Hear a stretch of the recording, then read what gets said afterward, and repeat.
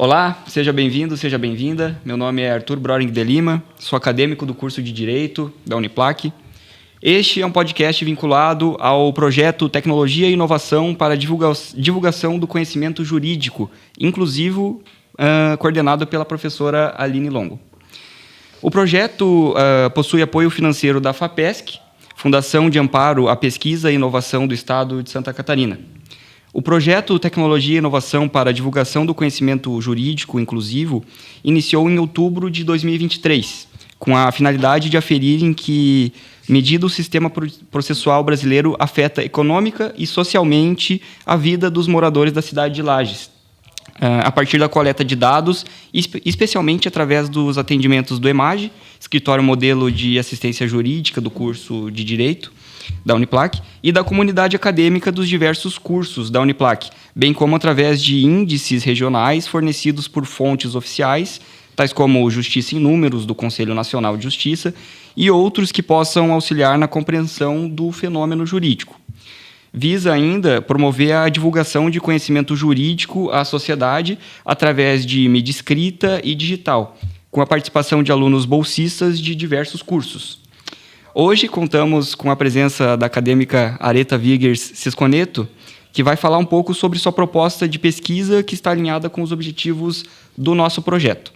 Seja bem-vinda, Areta. Poderia apresentar-se para os nossos ouvintes e nos falar um pouco sobre o seu trabalho de pesquisa? Boa tarde aos ouvintes. Como o Arthur comentou, eu me chamo Areta. Eu sou acadêmica da 10ª fase de Direito. E como acadêmica da última fase do curso de Direito, eu também faço parte do último período do EMAGE, também orientada pela professora Aline Longo. Como proposta de questão de trabalho de conclusão de curso, eu escolhi uma temática que envolve a responsabilidade civil, mas também o direito de família, justamente por ser um tema que eu tratei na prática ao fazer parte de um estágio no Fórum de Lages, especificamente na 4ª Vara Civil de Lages. A temática do tema em específico é a responsabilidade civil nos casos de violação dos direitos da personalidade pela exposição dos conflitos familiares nas redes sociais. Mas o que quer dizer isso? Um exemplo claro, por exemplo, eu tenho um parente, eu tenho uma desavença familiar e eu resolvo trazer essa desavença para o ambiente das redes sociais.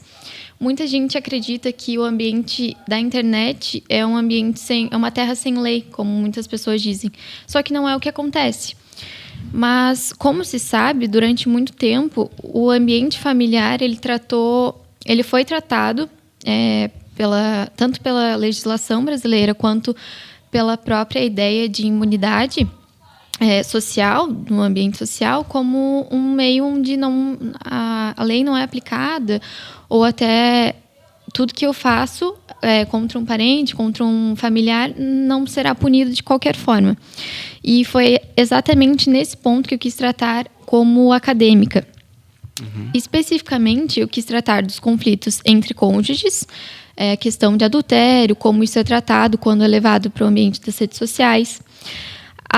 Ademais, também a questão de parentalidade, ou seja, quando um pai ou uma mãe expõe o seu filho no ambiente de uma rede social,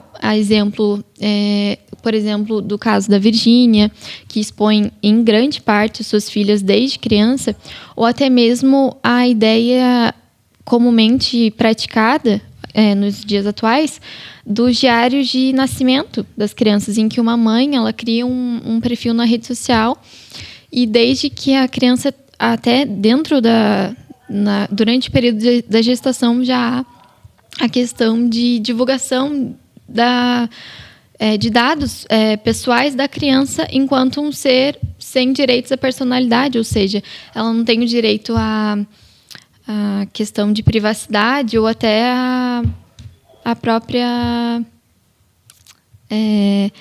liberdade de escolher o que ela quer que seja exposto sobre sua vida. Ou seja, o próprio pai e a própria mãe violam o direito à personalidade da criança. E, ademais, também procurei tratar a questão de parentes entre si, sem uma relação próxima de conjugalidade ou parentalidade.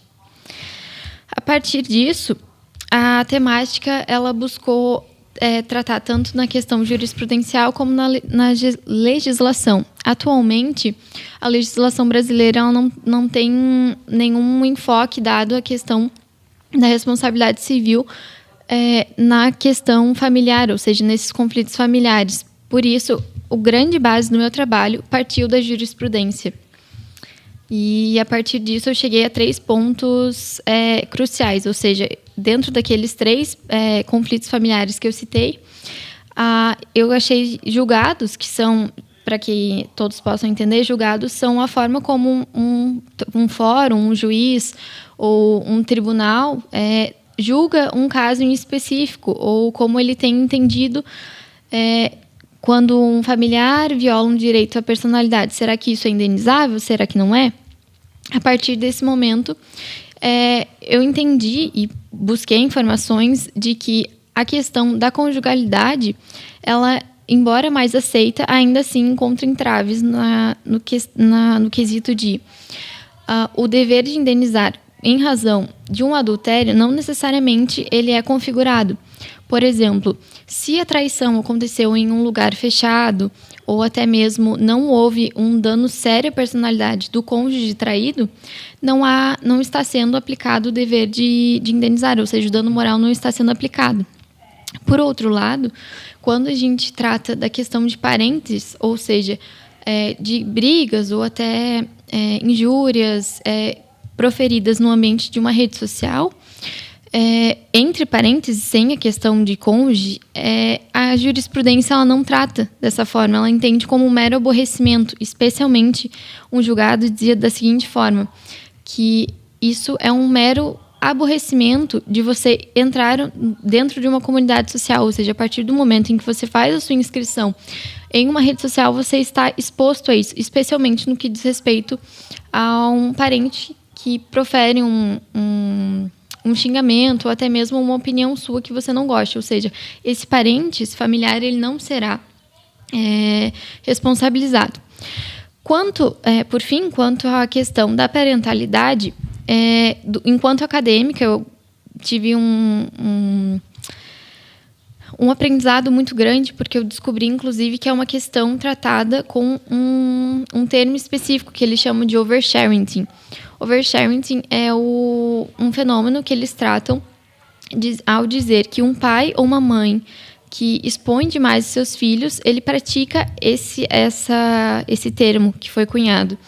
A partir disso, embora seja um tema ainda bastante recente, em que não há julgados específicos quanto a isso, a jurisprudência ainda entende como uma questão de o direito de expressão dos pais, o direito à liberdade de eles se expressarem, postarem sobre a vida do filho. Ou seja, o direito da personalidade dos filhos ainda não é visto como um direito relevante quanto à questão de exposição por parte dos próprios pais. Ainda não é uma questão...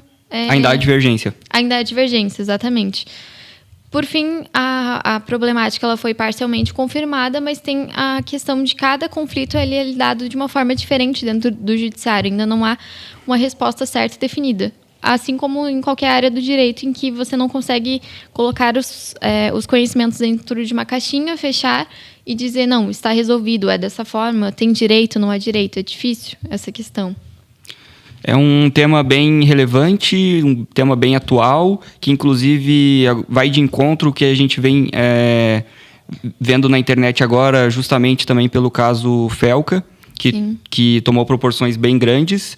O vídeo dele, eu acho que ultrapassa 45 milhões de visualizações, então é um tema que vem trazendo bastante comoção no público, e eu acho que isso é importante, porque como você mesmo comentou, ainda há divergência quanto os direitos dessas crianças, da exposição, de fato, desses menores. Isso. E a Areta gostaria de comentar mais alguma coisa, principalmente sobre essa questão do vídeo do Felca, se isso... Claro que o tema do TCC foi pensado anteriormente, mas esse tema e esse vídeo te trouxe algum pensamento diferente ou corroborou para o que você andava pensando? Quando essa polêmica relacionada ao influenciador Felca veio à tona, foi exatamente o pensamento que eu tive enquanto acadêmica, enquanto a ideia do próprio TCC foi por conta disso. Ou seja, no caso ali não se tratava de um pai, ou enfim, mas a pessoa que expôs a menina desde criança, não só uma menina, mas várias menores de idade, era uma pessoa, um familiar. E certamente que isso não pode passar impune, ou a questão de não ser responsabilizado, principalmente no que diz respeito às redes sociais e ao impacto que elas têm. Certamente as crianças que foram envolvidas nesses escândalos e tiveram sua infância, de certa forma, comprometida, elas não terão o mesmo desenvolvimento que uma criança que cresce sem uma rede social ou até mesmo sem um celular e sem a exposição que isso traz a elas. Por isso, a importância desse tema, não só por ser o tema que eu escolhi, mas pela temática que tem trazido nas notícias, no próprio noticiário.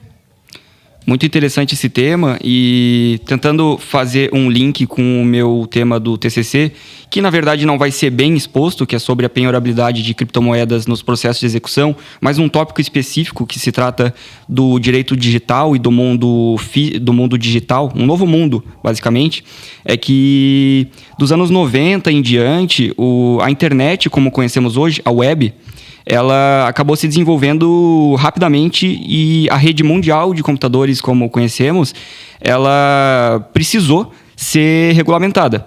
O Brasil não foi o pioneiro, não foi o primeiro que trouxe leis que pudessem regulamentar, de certa forma, a privacidade e segurança dos usuários, mas ele trouxe, através da lei de 1994, as primeiras regras, as primeiras introduções ao que nós entenderíamos como LGPD em 2018.